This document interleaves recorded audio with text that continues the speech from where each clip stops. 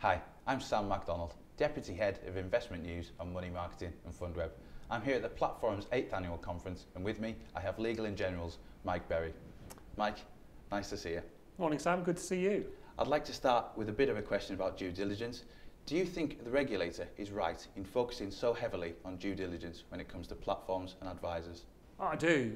There may not have been many problems in platforms recently, but if you think back to some of the issues with SIP providers and before that structured product providers, you can see what happens when things go wrong with a provider of services.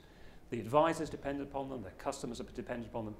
You need to make sure you've got a platform that's going to be there for the future for your customers. So I agree entirely with the FCA's approach on this. Mm-hmm.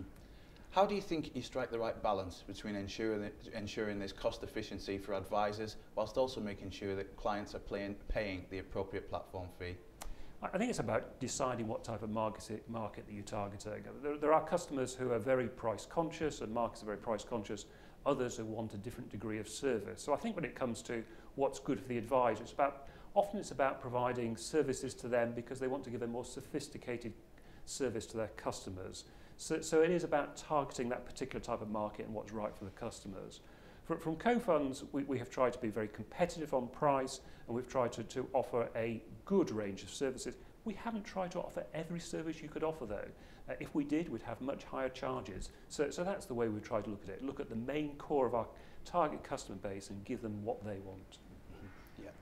And in terms of Legal & General, how has the business adapted to the changing platform market, and in particular the move towards direct-to-consumer? Well, we've had that for some time. So through the different things that we have a lot of non-advised sales. Now I think there is confusion when it comes to the term direct-to-consumer, because we have a lot of non-advised sales and have had for many years, but they're not necessarily direct from us to the customer. Very often they're introduced by a third party, could be, for example, a building society or some other intermediary, and indeed sometimes that intermediary will take some part in the non-advised sale. So there's a whole range of different models that are going on there.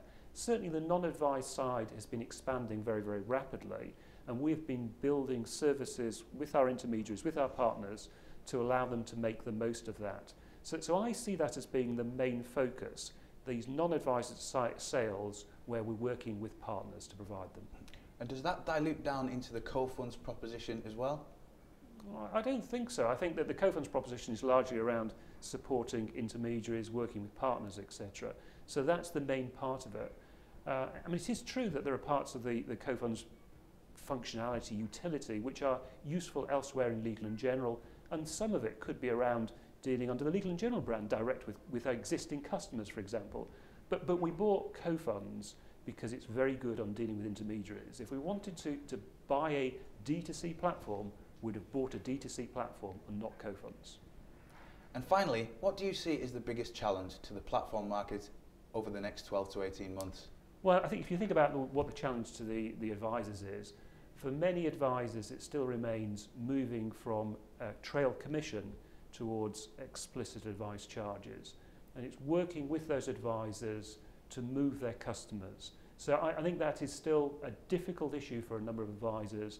And if it's a difficult issue for our advisors, then it's a difficult issue that needs to be worked on with co-funds as well. So that's probably the main challenge. Mike, thank you very much for your time.